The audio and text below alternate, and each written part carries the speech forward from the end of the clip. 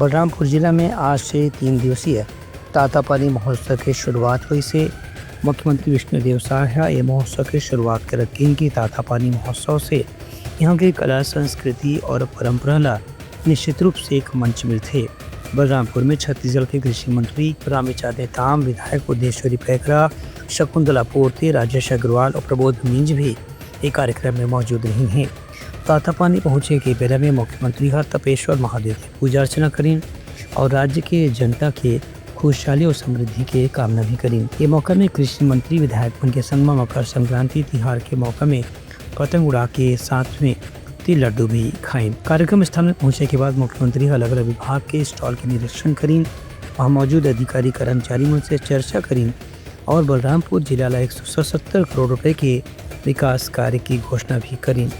संगे संग मुख्यमंत्री अलग अलग योजना के हितग्राही मतलब भी प्रमाण पत्र सौंपी। तातापानी महोत्सव में 300 जोड़ा मन के सामूहिक विवाह के कार्यक्रम रखे गिरी से जेमा मुख्यमंत्री शामिल होके जमो नवा दंपत्ति मल्ला आशीर्वाद घलो दी। संगे संग प्रोत्साहन के रूप में आयोजक संस्था 1 लाख रुपए के चेक भी प्रदान करें। Bureau report Uttarakhand news.